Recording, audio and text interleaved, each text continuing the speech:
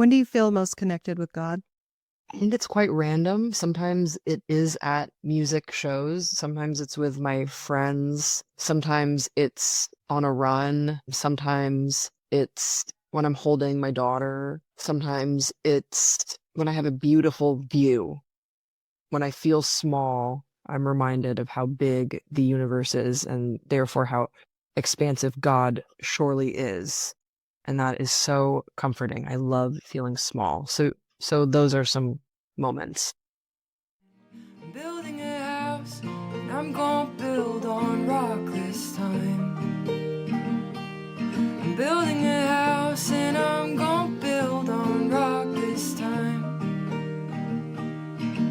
Well, I've been changing my life, doing it fast. Apologies to friends that I don't text back. I got a baby to raise, I'm raising myself. Gotta pay some dues and mind my health. I'm on the other side of Gethsemane, and I'm still not sure what that means to me. And I've a better mind to just let it be, but I can't shake my curiosity this time. Revival in my mind.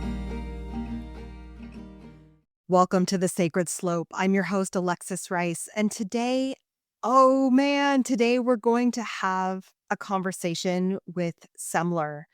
Semler is a singer-songwriter. I really wanted to speak with Semler because Semler's doing some stuff that is just really admirable.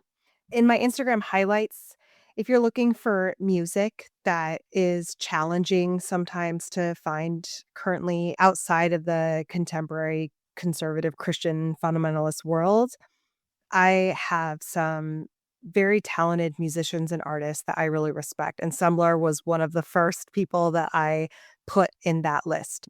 Songs like Faith and Jesus from Texas and Bethlehem are some of the songs that we'll talk about today. There's so many more. The music from this episode is from Semler, and I hope that you can just see who I see, someone who is chasing after the heart of Jesus and also doing it on their own terms and is unapologetic about being a Christian and being a queer person. I feel like this is just a moment in time where we just need to continue to meet people with curiosity. If we do not understand, maybe you have had the fortune of knowing and even loving someone, maybe in your family or close friends, who is queer. Maybe you don't know anybody. I really believe that stories, relationships, and music change people's hearts and minds. And I hope that you meet Semler with a wild, beautiful curiosity. And if you don't understand, but you're interested in trying, I think that Semler has something to teach us about the heart of God. I just can't wait for you to hear this episode. That's the question. Jesus Christ, who are you? When my religion turned against me, they said my hopes and dreams are faulty. I showed the holes inside my hands, and they claimed they couldn't see. So I've been walking with a blindfold towards the promise of revival. And it's not the one you preach, it's the one we need. You got me singing hallelujah, and I don't even want to do it. I'm just trying to be free. We're just dying for some peace. But I still have faith. When you call my name, never been the same.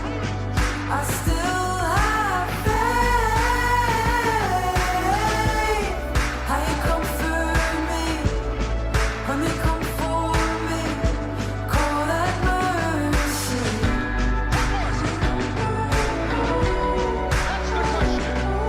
Jesus Christ, who are you?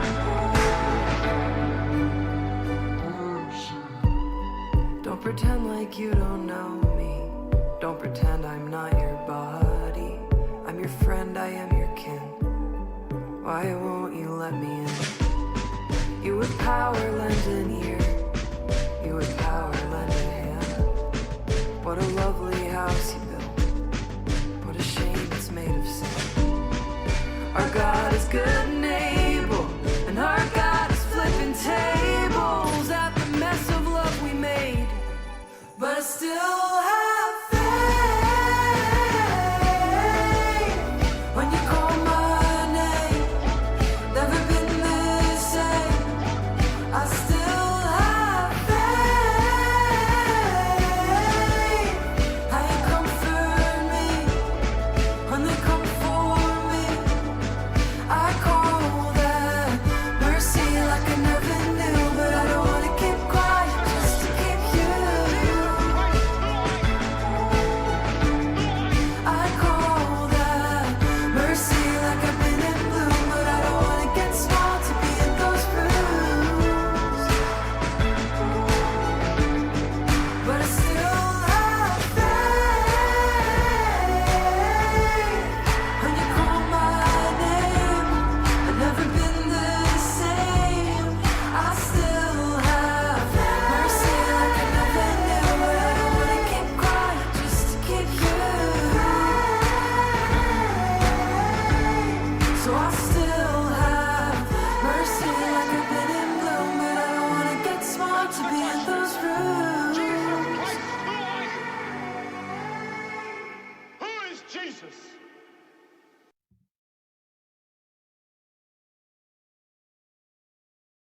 Welcome back to the Sacred Slope. Today, I'm so honored to be joined by Semler. Hi, Semler. Hi, thanks for having me. So, Semler is a queer Christian artist whose album Preacher's Kid disrupted an entire industry. It topped the iTunes Christian charts without any label backing, without any altering of theology, and without any compromise. So, Semler started NPR's Tiny Desk concert by boldly and unapologetically stating, I write Christian music about being gay, which is so awesome and why I'm so excited to talk to you today and lift up your voice and learn about your story. So thank you for being here. What I also really love about you is that you've got some razor sharp wit. I saw one of the live shows where you were talking about Veggie Tales and just everyone went nuts. So that I must used feel to do a lot of VeggieTales bits. They were heavily featured in my act for sure. I was just riding the coattails. I was really just clout chasing off of the VeggieTales. Someone has to. Some of your music tells the truth that queerness and being a Christian are not contradictions. Lament can be sacred, and that staying is sometimes the most rebellious act of all. Mm, And that's why I think it's really cool what you do. thank you. I'd love to start off with what faith looked like for you growing up at home and in church. And my most formative memories are of attending church, singing songs in church. My dad was an Episcopal priest, and my first memories are in Delaware, which is where he was the associate rector at a church called St. Thomas in Newark, Delaware. And then we moved over to Waterloo, Belgium, where he was the head reverend. And I'm sure I'm getting terms wrong, and he'll be like shaking his head, but I get all the was terms the- wrong too. he was the guy. He was like that guy at All Saints Episcopal in Waterloo, Belgium. And so faith for me was always about community because I remember looking forward to go to Sunday school. My preschool was also associated with the church. So I always got to see my friends and the families that you see in coffee hour. It was always a lot of fun to go to church. My dad created a really fun environment around attending church. I loved singing. I loved being in the choir. I loved the performance element of it. It's kind of cool to see your dad up on a stage. And those are my first memories of what faith was. I knew it was sacred. I remember we did the prayer like God is good, God is great, let us thank him for our food. That you say that prayer before a snack or something when you're a little kid. And this one kid next to me just whispered like God is bad, God is bad. We're like 6 years old, we're little, but I fully tattled. I was like, you can't say that, you can't say God's bad, like you can't say God's bad before snack time. So it really was this my early introductions to faith were very like magic, fairy tales, and also grounded in a real sense of community, belonging, family. And then I also became aware, probably around when I was 6 or 7, that this was my dad's job and that there were embellishments in sermons about my life that I would hear, and that the parables, it's hard to understand, were these real people? Are these metaphors? You're really sort of piecing things together. You're also reading fiction at the time. You're starting to read stories. Is Jesus a story? Are these Marvel superheroes? So those are my earliest thoughts about faith, but I certainly was a true believer in a way that I think is very unique to children and kind of special in how children come to understand faith and love. So you used to live in Belgium. What perspective did that give you on the world and on your Christian faith? I grew up in Belgium. I also went to an international school, and I think that was crucial for me, having an understanding that there was a life beyond just what exists within your family structures and also within your church community. And I was playing on 3 different basketball teams at certain points in my life, so I was really, like, around a lot of Belgian people, and Belgium was, I think, one of the first 4 or 5 countries to legalize same-sex marriage, so there were openly queer people on my basketball teams that were totally accepted, like, n not even accepted, it was like a non-issue, like, Mhm. people would just bring their significant other to practice or whatever, or they'd be at a game or something, and if anyone was sort of gossiping about it, it would have been the Americans, which told me that this is something cultural, perhaps, Yes, that we weren't seeing as much in Belgian culture. I think just having a sense that there's just a whole big world beyond, um how I grew up, and that gave me a lot of hope. And I also was around people at my school from a variety of different cultures, faiths, denominations, religions, and that was really helpful as well. I carry it with me to this day, just that however I experience my faith, I can never impose that on someone else and shouldn't. It feels sort of ridiculous. totally. I've spent time in Europe as well and in the Netherlands, which is very similar to Belgian culture and have been all over Europe too. And what I think is very helpful, I don't know if you've experienced this, is just that you can see that there is no binary. Like the binary that exists in the US is false, right? Mhm. Like there are other ways of like viewing the world and viewing connections with the divine. And that none Do of you it's experience that? threatening. Yeah, that none of it's that God is so Yeah. huge that, that someone believing something differently from me, I would see from my American friends, or when I'd come to the US for the summertime to visit my, American family, that people would have this sense of urgency of saving people if they believe something differently, even within the Christian faith. You know, you're Totally. teenagers, you're going to Christian camps, you're like, "Oh, well, I heard this person's listening to secular music, like, we need to take her aside, and we need to talk to her, we need to save her." And what I felt from growing up overseas was just the in Belgium, it was way more relaxed. It was very live and let live, and I have this memory of being in Belgian camp, and I think I was stung by a bee, or I'd fallen, or I was injured or something, but I was pretty seriously injured. I was probably about 8 or 9 years old, Hmm. and, when you're hurt and you're kind of scared to know what the fallout is. My eyes were locked shut, and I had this cross necklace, and I was holding this cross necklace, and the counselors were surrounding me, just sort of, and the counselors were probably 18 or 19 years old. Like these are also kids, like frontal lobes Yeah. not developed, but I can hear them speaking in French, evaluating what they should do to help me, and I'm holding this cross necklace, and one of them was like, says like, "Why is she holding this necklace?" And the one was like, "Oh, like, elle vraiment croit en Dieu," like, she really believes in God. Like, but they didn't say in a judgmental way, just like, "Yeah, she I don't know, I guess she really believes in God." And I remember thinking, like, doesn't everybody here really believe in God? And these are certain early indicators that I clearly logged for some reason, that people believe in experience or don't believe, and that these were also people that were helping me when I needed help, and I was connecting that as well. Like, that's another neural pathway that was being formed at that time in my life.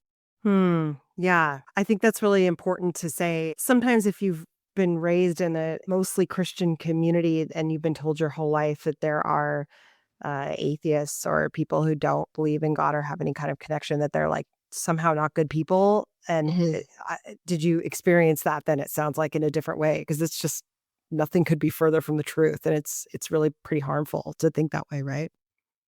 Well, just to meet every person with curiosity about Yeah. where they've landed on the most mysterious and like magnificent of subjects that will never arrive at a clear answer for. You can have your, I think, like you can make a hypothesis, you can have your theories, and they can be guiding values in your life, but no one can say for certain, and that's why my comment section sometimes is crazy. Like, how could you feel so freely to just condemn someone to hell you don't know? And if you feel so strongly that you do know, I don't know how could you wake up every day?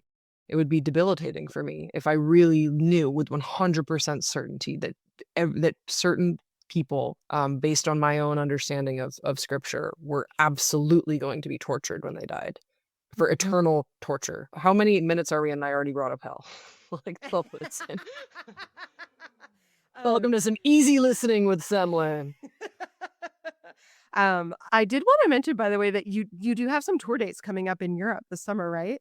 I do, not in Belgium, but I have 2 shows in London that are sold out, so sorry. But also very cool. I've never played a London show before, so very excited about that.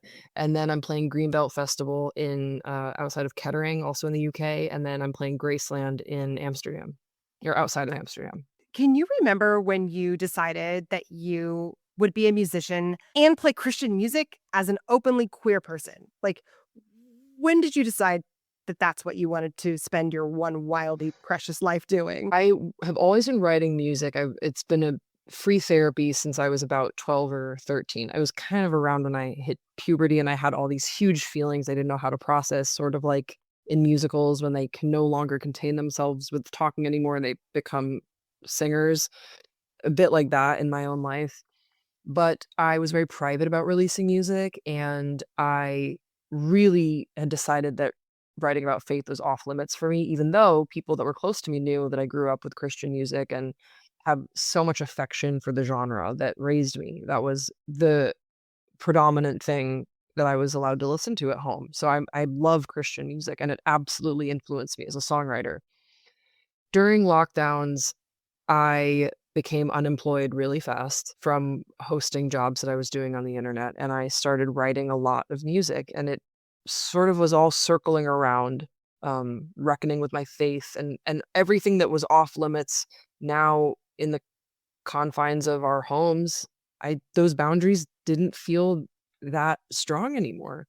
All these walls I'd sort of put up about things I wasn't going to write about, it felt accessible, and it felt like, almost like a little secret, like, "Who's gonna hear this?" I created a TikTok account. I didn't have any of my friends really on TikTok still, so it felt like this anonymous thing I could be posting about, which was very freeing. And then when I had what it became a collection of songs that I'd recorded, and I'd already started doing covers of, like, Reliant K songs and stuff on TikTok, so I'd had some idea that there was an interest in this perspective. I played it for Lizzie, and I told her, like, I think I kind of accidentally wrote a Christian record. Like, I don't think I set out of I'm going to write a Christian record, but Hmm. to use some Christian vernacular, the subject was on my heart, and that's what I ended up writing about. And then when I looked at the through line of what made this a coherent body of work, it felt like it was just pouring out of me of like, I have to talk about my faith. Like, this is this stone that I have not picked up in so long, and now it's just like screaming at me.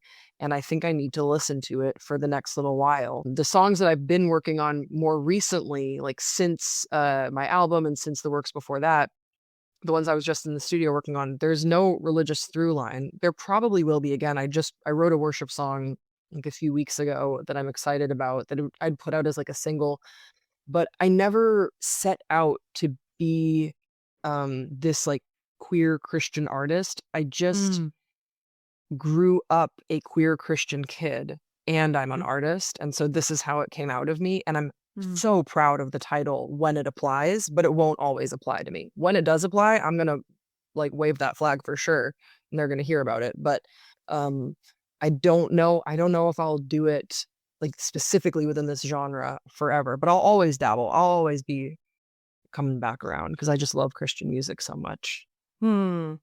Well, let's talk about some of my favorite songs. So Faith, your song Faith. You got me singing hallelujah, and I don't even want to do it. I'm just trying to be free. We're just dying for some peace. But I still have faith when you call my name. Never been the same. I still have faith. How you comfort me when you come for me. Call that mercy. It brings me to tears almost every time I listen to it. It really does. It's so, so beautiful, but I still have faith when you call my name. Never been the same. I still have faith how you comfort me. When they come for me, call that mercy.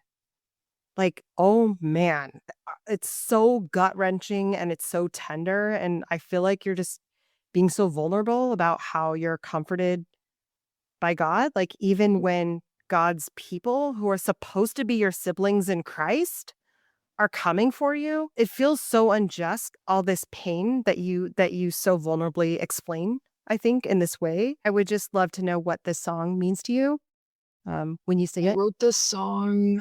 I wrote the song the day after I attended the Dove Awards for the first time.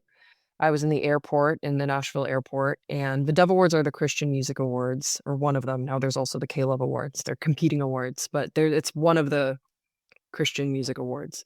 And I'd attended, it was the year that theoretically Preacher's Kid could have been nominated for something, or I could have been nominated for Best New Artist. And I was very proud of the history that we'd made, and it felt so incredible to see the response from people at shows. And I knew that we did something with that project, that we captured something, but to be totally sort of iced out and treated so strangely by the Christian music industry following that release, I wrote it in the airport going home, sort of in defiance, because I think that song is really good. And I don't think I'm a great singer. I know I have shortcomings as an artist, but I remember wanting to write a song that sort of spoke their language after leaving that award show. Like, okay, Preacher's Kid is rough. There's swearing on it. You're not going to like that. You're not going to like all the lament on it.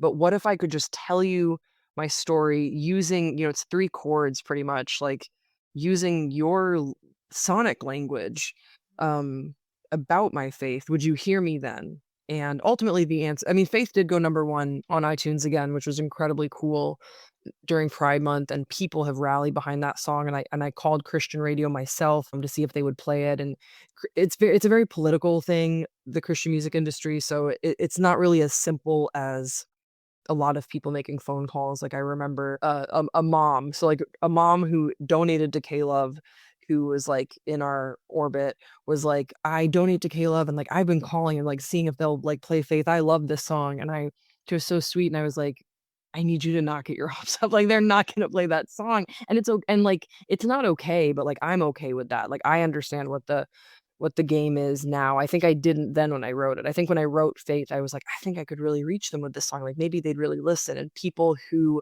would acknowledge me privately but not publicly at an award show like that, or will talk to me privately but not publicly.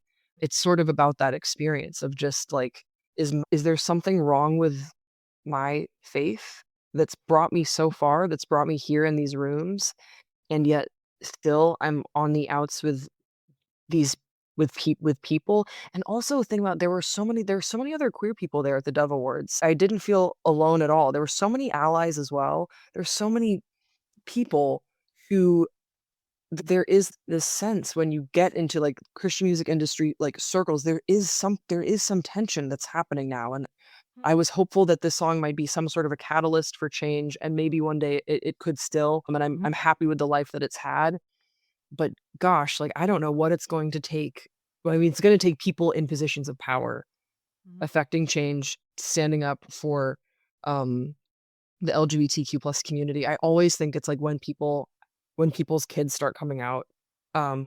which I almost like don't want to put on those kids. I always like just wait and pray for a healing reckoning within the next generation, because it was so bizarre that like it was still that stifled. And it's a Mhm. creative field. We're all here making music, and you'd see gay people, Mhm. like you'd see queer people, Mhm. but they can't, like I would see people on red carpets that would like stand 2 feet away from their significant other on the Dove's red carpet, because they can't put their arms around each other. At least like, or they'll like have their arms here. Sorry, that's like a total tangent, but that's sort of what that song was inspired by. Of like, isn't our faith? They still have this faith. I still Yeah. experience mercy. I'm still here. We're all still here. And Yeah. I saw it at your show. Yeah, there is momentum. There is momentum with a person like you doing what you're doing, being so unabashedly Christian and queer and writing Jesus from Texas. And this is giving queer Christians, kids also, right, who will continue to grow up in very fundamentalist spaces and then struggle with this, places to go and say, okay, well, I don't have to make a choice between my faith and my queerness, right? Like I can hold two things at once. So, what would you hope to see, like, if you could wave a magic wand, and have some industry changes? Like, what do you think really does need to happen? You mentioned people in power, like, what would you like to see? It has to start there. I think that currently, because the other thing that I'll tell you about the Dove Awards is I had people younger than me or about my same age coming up to me being like, "Hi, I work for this label. We'd love to talk to you." And, Mm. and I'd be like, respectfully, you probably want to talk to someone more, yeah, I'm always like, yeah, let's take I'll take that meeting, but I don't think that that email is going to leave your inbox, because I know the label that you work for. And I think that they're going to be like, absolutely not, because it's not going to work financially, I think. So I think that because of the cut of people boycotting, of like, this Christian label has this openly queer artist. I know I don't help my case with the swearing and profanity and whatever. I've made it an executive decision for me not to censor my own sort of Yeah. artistic expression, but I like, take me out of the equation. It's going to be like, it would have to be a queer artist who is embodying their faith in a way that still aligns with the values and brand of that label. And then it would be Christian label executives and managers. The great news is that DSPs like Apple and Spotify are already on board. When I started releasing music, they were the first people to reach out to me and say, like, I work for Apple, I work for Spotify. We're so happy you exist. Will you please let us know when you're releasing new music? Because I think that like the current for a lot of people who listen to faith-based music is that of a loving and open heart, Yeah. for all people and artistic expressions. And that's the beautiful thing. That's like that listeners are intelligent and compassionate. And when they listen to faith-based music, I think they want to know that the artist behind those songs, and some of the most resilient artists, I think of like John Foreman in Switchfoot is one that comes to mind, embody those values of like, I am doing my best to love all people, wherever you fall.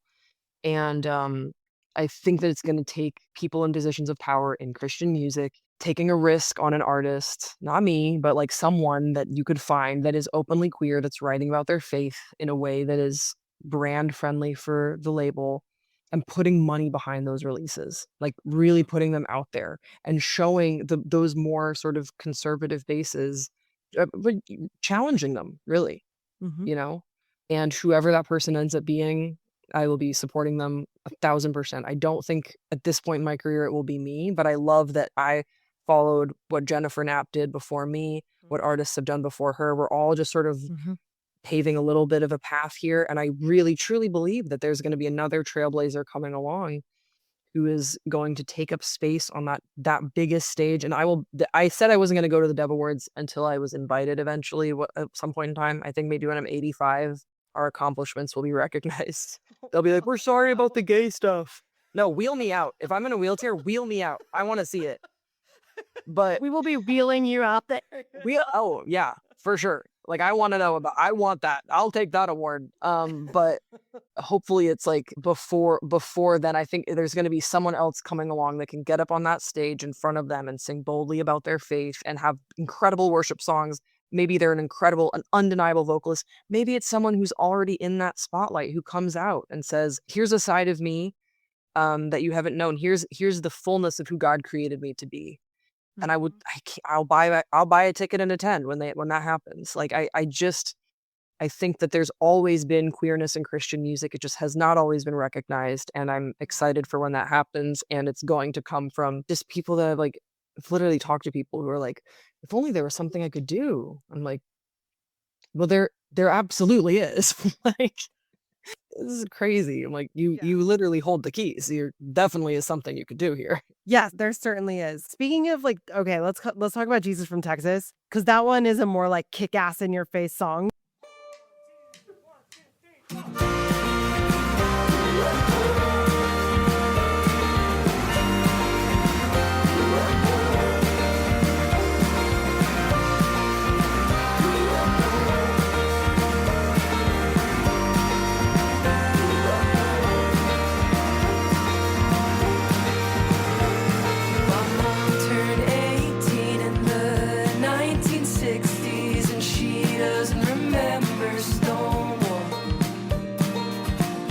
To be fair, she can't have known I'd be her kid, that the bricks launched at police would compel me to exist. And I think about that now down the ballot of the ones I love and I don't know yet.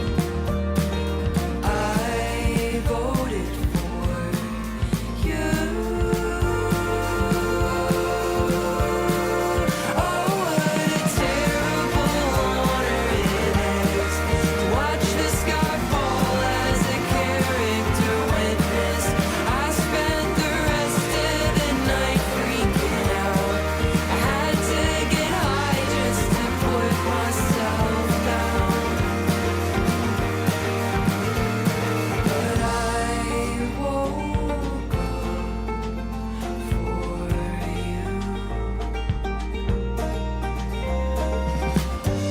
And I cut my hair because I'm worth it. These days I believe in Bigfoot more than God. 'Cause who's he hurting? I grew up a preacher's kid, cleaning up after communion. So I know that a church is not a way to live. It's a weekly reunion. My best friend found God, so we lost touch. I guess a savior beats a friend who thinks you're good enough. I hope she finds love and peace. And if her kid comes out, I hope that she calls me. Oh, what a terrible honor it's been to learn that my blessings are things you call sins. I'll spend the rest of my life tearing down the Jesus from Texas you put in the ground. But I won't give up on you.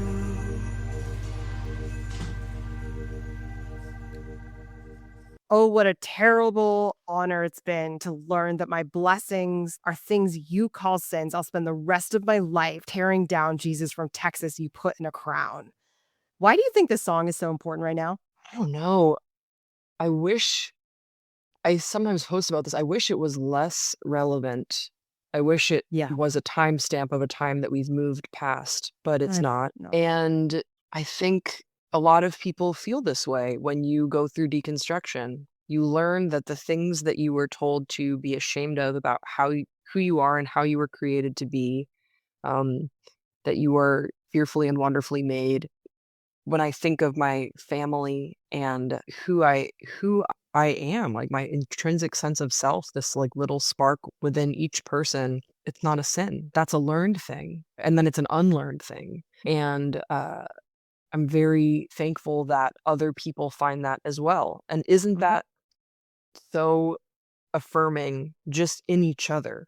Or that lyric of like, oh, what a terrible honor it's been, the heartache of it all, to learn that my blessings are things that you call sins, and that I can mean that in a certain way that was specific to me, and you can hear that same lyric and say, yeah, and I feel the same way. There's certain structures, parameters placed on us that are not biblically sound, that are completely cultural, societal, reinforced by certain interpretations and translations, and they're just put on you and put on you generationally. And then you get to this point and you realize my queerness is a blessing. And if I had heard me say that when I wasn't ready, when I was 16 or 17, I would have said, wow, this person is so delusional. They're so far from God. That is not biblical, blah, blah, blah, blah. But I can say that so proudly today with such a peace that defies all understanding, that just lets me know that for me, and someone might have a fire verse to disagree with it, but like that really is God to me, that I feel so at peace day to day in my faith. And I'm not perfect. I'm still working through things. I'm not saying that I'm without faults and whatnot, but just my queerness is what makes me, I think, contributes to how I can meet the world as the best version of who I am, and embracing who God made me to be. Absolutely. Yeah. And we need queer Christian voices to teach us a different layer, a different aspect of God, right? Like we can't see that without queer voices that are talking about your understanding of God. Like we must learn from everybody. We must all learn from each other. But like Yeah. excluding a huge amount of people, it doesn't make sense. Like what do you think queer voices can teach Christians? I Queer think Christians can teach Christians. How do I what say can that well? You know what I what mean? can Christian queer to teaching of Christian, it's like a big it becomes all jumbled. We should also say that we're recording this at night, everyone, and we both have children. Yeah. It's we're slow. Talk about midnight oil. Yes, yes, Um, exactly. okay, I think that so learning more about queer theology for me, it really emphasized how expansive God and divinity is. And I think that the freedom to be who you are, and then the freedom to see that in someone else, and looking for the image bearer in each person you meet, has helped me meet every new day with like a level of excitement and childlike wonder that I feel so thankful for. And it doesn't feel like a performance. It just feels like every time that I go to the park with Francis, and maybe I just have a golden retriever personality, I just am so excited about who we could meet or what we could learn or what we could see. I think also there's a tendency with queer theology of not taking things at face value, and sort of you really want to like turn things around and see all sorts of different angles. If someone is explaining to me their perspective on God, meeting that with curiosity rather than suspicion, that my relationship to God cannot be threatened because someone else believes differently. And I think also, when I think of the expansiveness, I think about how God created the day and the night, but in scripture, there's no talk really of a sunrise or a sunset, but we know that those are some of the most beautiful times of day. There's also no mention of God creating the planets. We extrapolate that from like the heavens, right? And I think about all the things that we don't know, and all the mystery, and I think about non-binary people and queerness and transness and how expansive that is, and how that is included in the creation story to my interpretation. And if someone feels differently, then per my previous email, I'm not threatened by that either. I read that as like, by being a queer person, I'm embodying God's creation. I'm continuing that story that God's work is never done, that we're all still creating and discovering who we are. And that by doing that sort of excavation of the soul, whether you're going to do it in your way, I'm going to do it in my way, we're furthering our relationship to divinity, that we're always discovering, we're always learning, we're moving through that this is a dynamic experience.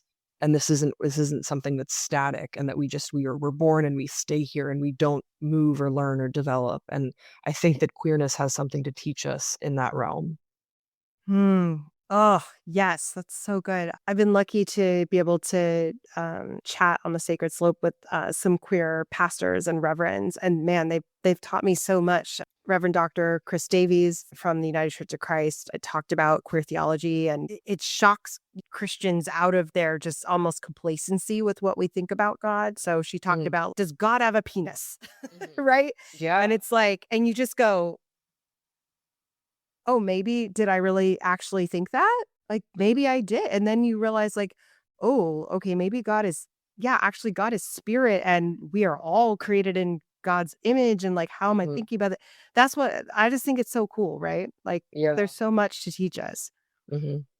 I just said penis on the stick. Was that I okay? knew it was coming. I knew when you start to get into the gender of God. I mean, it's kind of a natural thing. That was another one for me. I remember sitting down with someone and they casually mentioned, "Yeah, I think of God as a mother." And I was very, very early on in my deconstruction, and I remember having fun, like, "Is that allowed? Are we allowed to do that?" Mhm. Because they were just explaining that to me. I think of, like, maternal love. They were referencing certain passages in scripture that also reinforce this, and, Mary and the women of the Bible, and I just thought it was, like, when they expressed that and it was challenging to me, I was like, "But then why is God only a father? And if God is a father, is God a man? Like, what are we?" And it does sort of shock you and challenge you, and isn't that incredible that we are able to pray to a God that can handle all of that? That is not like, "No, I wear khaki pants." Like, what are you talking like, you know?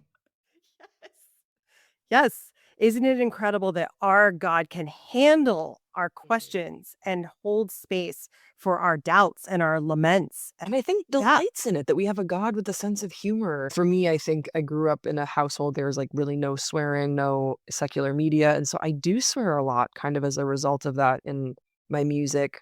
Not all the time, but sometimes I do, and it feels, like, so sort of liberating and cheeky, and I don't think I use my language to, condemn other people, but realizing that, okay, we're spiritual beings having a human experience. Like, let me really, like, test the waters and play here, and see what do I believe, kick the tires on my belief, and that God can handle sort of messiness and things like, okay, that song was a little crazy. Like, I'm not gonna probably won't do that again, but that I don't need to, like, exist in shame because of some of the, like, creative decisions that I've made over time. That I really believe that God has a sense of humor and is this expansive divine being beyond our understanding. So let's not yell at each other trying to say that we have this thing pinned down. Yeah. And it's really hitting a nerve with people. I mean, the fact that Preacher's Kid did go #1 on the Christian charts, you bumped Lauren Daigle from the top spot. Why do you think that your art is hitting this nerve? What's going on? Well, some of it is social media. I think that I hit the algorithm at the right time when people were bored. um, and I think also that if you're raised Christian, probably you're raised within a community structure. You have friends, youth group. And then if you are on the outs of that for whatever reason, could be queerness, it could be something totally different. Mhm. You really miss that sense of community. And then you have Yes. this language and sense of self and shared memories and experiences that then you go out into a world where sometimes people didn't grow up religious at all, which is very fascinating to me. I could interview those people. I'm really interested to learn because I only have my knowledge of what it was like growing up very Christian. And you feel like a bit of an outsider in those rooms too, because we think that the Veggie Tales are ubiquitous icons. But sometimes you have to explain to people, hey, there was a really popular computer animated show about vegetables who didn't have souls but did care a lot about the Bible. And that is a hard sell at a party. People walk away real fast. Um, and so I think that because I'm talking about this, and I think I'm one of many people sort of at the right time, I think it was probably some sort of a generational crest that was hit. And we all started, Derek Webb, friend of the pod, who was also like talking about his experiences. And I think there was just a lot of people sort of ready to exhale at the same time. And I think I was part of that. And I hope to continue to be part of that or furthering it for younger generations who are having a different version of what we grew up with because they're also being raised in youth group and they're on social media, which was not really my experience. And so that's going to be its whole other can of worms. And I just am so supportive of people who are brave enough to question their faith and to compassionately just reach out to one another and be like, hey, we went through something weird, but we will always have each other. And I think that's something I've learned, that certain structures go away, but you always find community. There's always love out there. I want to talk about Bethlehem.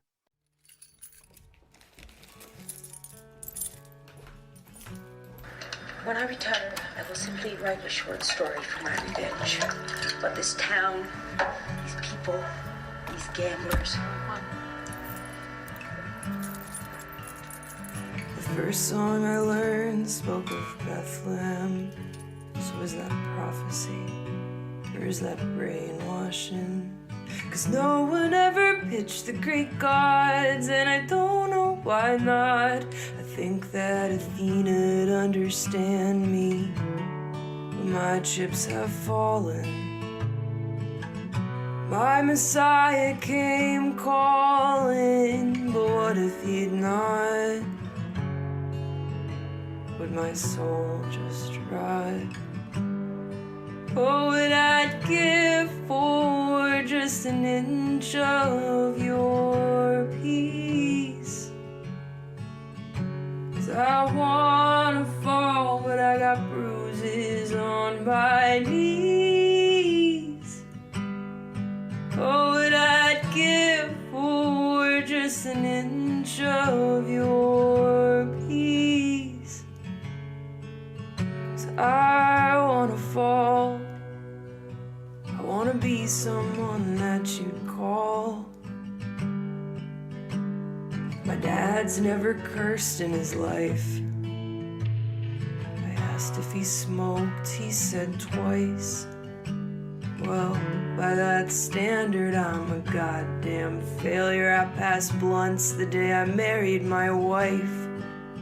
But I'm a child of God, just in case you forgot. And you cast me out every single chance that you got, and that's your loss, not mine. I'll be better than fine. You just missed your shot to meet the unholy divine. I'm saying, fuck a savior, and if she can't take it, then she's small. I'm gonna ask a lot of questions because I'm giving this my all. You know the people preaching now, well, they've been putting us through shit.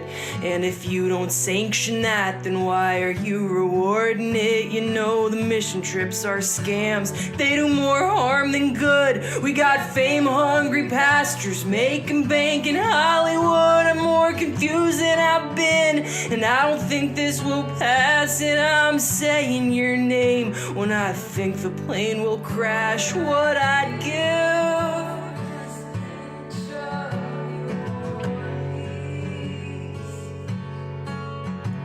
I wanna fall, but I got bruises on my knees.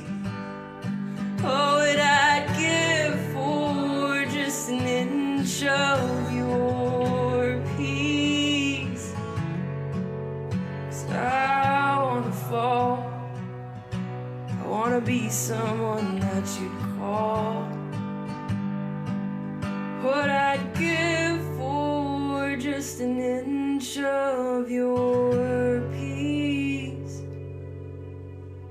'Cause I wanna fall, but I got bruises on my knees.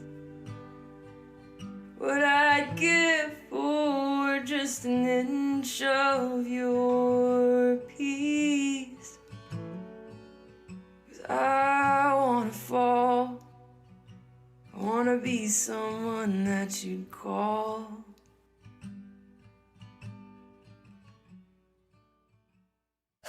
Bethlehem also makes me want to cry. It's so beautiful. It says, but I'm a child of God, and just in case you forgot, and you cast me out every single chance that you got. And that's your loss, not mine. I'll be better than fine. You just missed your shot to meet the unholy divine I love, because you're claiming that this Christian faith is also yours, that you're a child of God, that you're not being treated as such. What do you think the world would look like if non-queer folks just believed the experiences of queer people? I can't even imagine. That sounds like an totally alternate reality. I think it's really hard sometimes to put yourself in someone else's shoes when those shoes feel so different than the ones that you wear and that the ones that everyone else wears day after day, generation after generation. So I think that the conundrum we find ourselves in is just that if people, I'll go with the shoe analogy. I'm going to lean heavy into this. If these shoes that I happen to be wearing, people look at them and they're like, those are crazy shoes. They are gaudy and it's a lot and this is tacky and they don't look comfortable. And actually, like, we don't even want you in here in my home when you're wearing these shoes. Take those shoes off. Everyone else in here is wearing sensible Keds, and you walk in here with some weird rainbow monstrosity unicorn Doc Marten boot. I don't want it. They light up. I don't like it. It's bad. Stay away. It's loud. It's too much. Sensible Keds only. And it's a really hard thing to persuade people in that room of like, no, no, these are great. You'll love these shoes. And these shoes actually, they fit everybody. These shoes really, there's something to be gained here. There's a new perspective. They're so high, you can actually see something different from here. Or they dramatically drop you. I'm not trying to say we're high or anything. I'm just, you know what I mean? You have a new perspective with these shoes. And then just takes a lot of convincing. And then there's one brave person in the room, and maybe it's someone that everyone else listens to. Maybe it's the host in the house or whatever. And they put on the shoes and you see that, oh my gosh, this is something special. Like maybe this isn't exactly what I would wear, but you're right. Gosh darn it, you're right. These are great shoes. And I think that's sort of what we find ourselves in, is that queer people have been so cast as this extreme other, something so different and incompatible with many churches, that we are really having to do a lot to pitch ourselves without also changing who we are, limiting who we are. Because I'm not interested in making myself smaller to be in certain spaces. It's not really about that, but just that we have much more in common and that these shoes fit each other. That we just have so much more in common than we would think, but there's years and generations and so much pressure, and there's so many outside forces that are vested in us only recognizing those differences. And so that's part of why I believe so much in representation and just putting yourself out there, and spaces like what you're creating for people to hear queer stories, for queer people to know that there's hope out there for them if they're in a environment that isn't friendly, that there's just so much hope and there's so much love that's just always out there and available. So in that case, then there are thousands and thousands of churches that are O&A, that are open and affirming churches, right? There are so many churches. I have interviewed so many pastors and priests and reverends who are queer themselves or who are fully have gone through this open and affirming process where, man, they are all in. They have taken their church through a whole process to help them understand a lot of the stuff we've been talking about. And I'm just curious about what you think. What do you think for those thousands of churches who are there? Like, what can they do to make their church spaces even more inviting to queer people? I mean, I really think it depends. It goes church by church. I think depending on what community you're serving, I think churches are at their best when they are serving their local community, when churches can be a safe gathering space for neighbors. I think going back to the very first thing we talked about, my earliest memories as a kid, a coffee hour was where my friends were. And it's where my dad's friends were, and everything was happening there. Church picnics, like everything was just there. And if people needed help, we knew about it. We were really locked in with each other. So I think first, recentering a church's priorities as just being like a hub for your neighbors.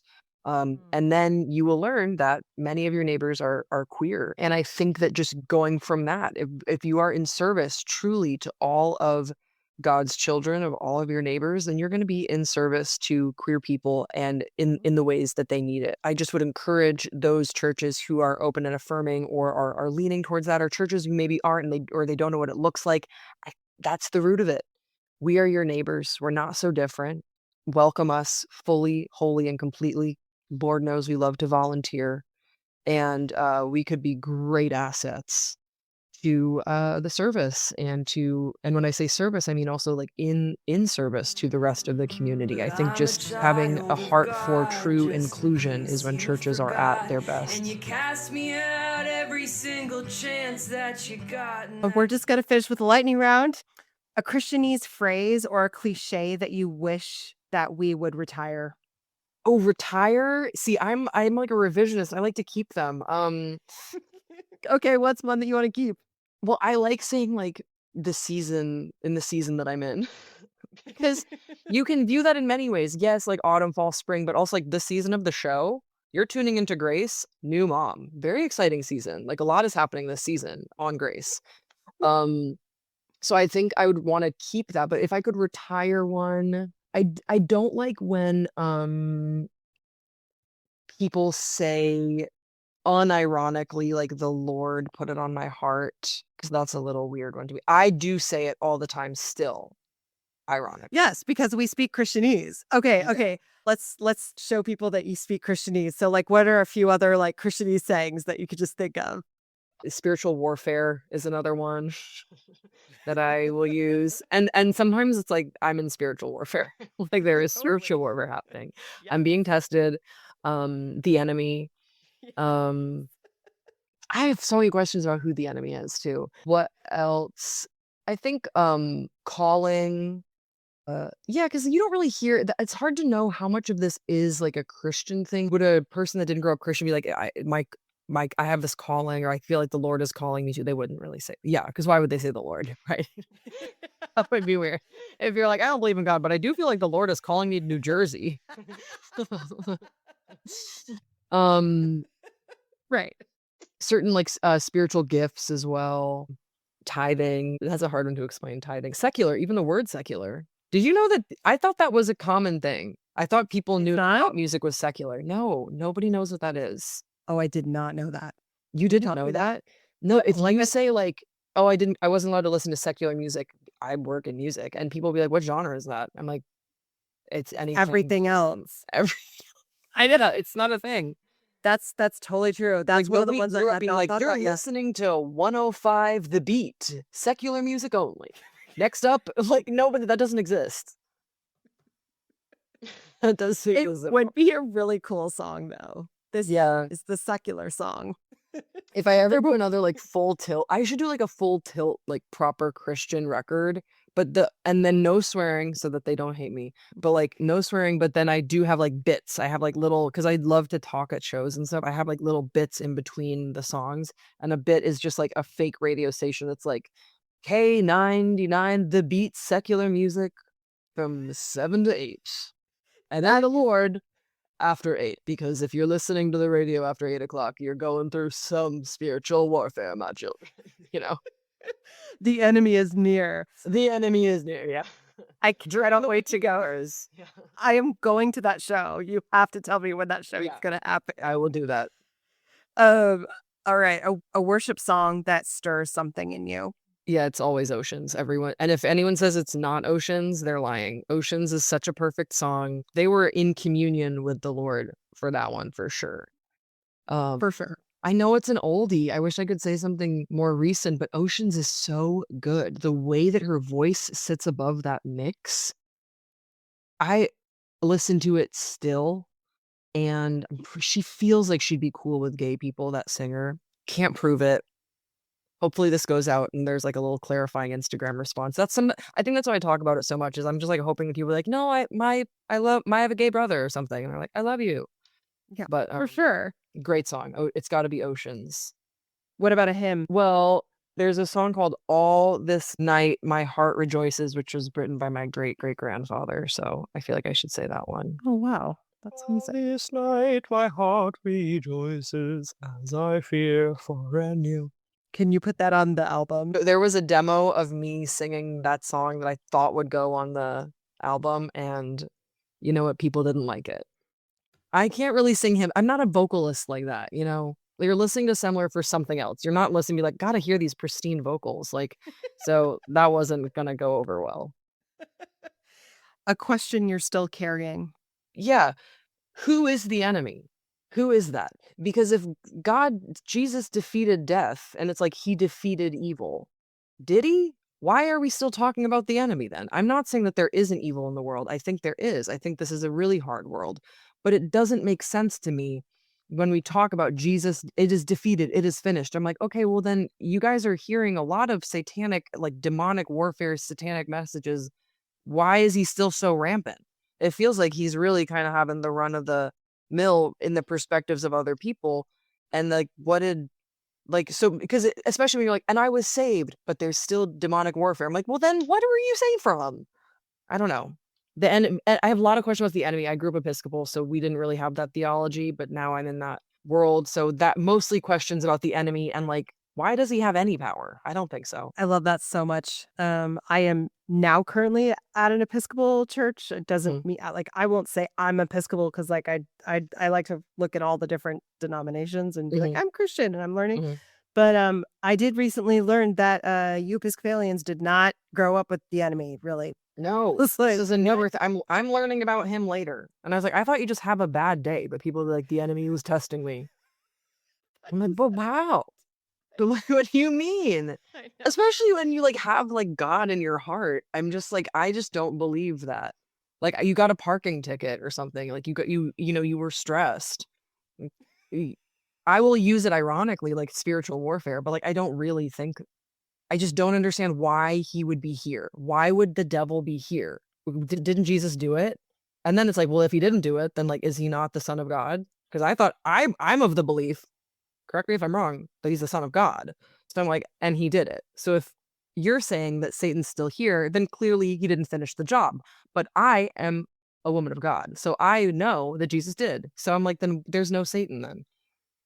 Yep. Then Satan was killed. Like a Marvel cinematic, they're like saying that they're like, no, he's still there. Like his hand comes up sometimes and like touches you and tells you that like you should watch something inappropriate or something. I'm like, I just don't believe that remotely. Yes, 100%. It's like I didn't learn about atonement theories until not that long ago. And Dr. Jennifer Garcia Basha is going to be on my podcast in a new episode. And she goes through several different atonement theories, and she does that on the Bible for Normal People as well. But it's talking about all this stuff. It's like we were only told one way of looking at this, and it's like no, like all the ways you just like talked about several different ways that are completely legitimate ways and biblically sound ways of looking at faith. Yeah. So yes, keep going with all that beautiful thinking because that was like that. deconstructing. Yes. All right. Something that you used to believe strongly but have let go of. Well, probably that being gay is that I wouldn't have a fulfilling life. I think that one I've relaxed pretty well. I think also that people are inherently very sinful and bad and that we don't I think that belief because I used to sing about that a lot in Christian music. It's like as broken as I am, and I have been broken and down and low. Like I've had bad points in my life and I will again. But I don't view other image bearers sinners in that way. And I want to be delicate with how I say that because I'm not trying to say that we're all perfect and we don't need help or anything like that's not what I'm saying, but just the idea that we're fundamentally that each person that you meet is like wrecked, ravaged, deserving of death. I think that people are good actually and that we have beautiful hearts and I really just believe in so I sound so silly but I really believe in love and other people and each other and that those are the most important things and that every single person was a baby at some point in time and someone took care of us and that in that same way we need to take care of each other always as best as we can and that we're good, we're trying to be good, that we want to help each other. So that's a belief I've really well deconstructed.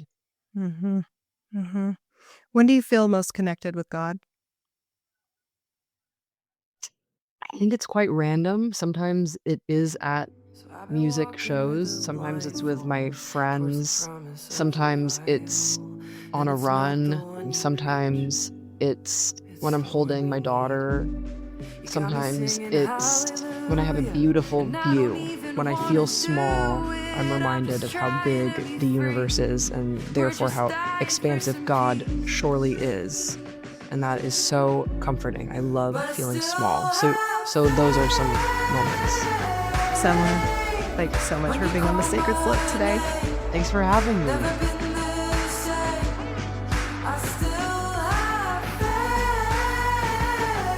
Thanks for joining us today on the Sacred Slope. May the fruit of the Spirit blossom in you and guide you this week. To nominate a pastor, priest, or clergy member for the show, email me at alexis@thesacredslope.com. If you enjoyed this episode, don't forget to like, share, subscribe, and download wherever you get your podcasts. I'm your host, Alexis Rice. Go in peace, friends. Don't pretend I'm not your body. I'm your friend, I am your kin. Why won't you let me in? You with power, lend an ear. You with power, lend a hand. What a lovely house you built. What a shame it's made of sin. Our God is good and able, and our God is flipping tables at the mess of love we made. But still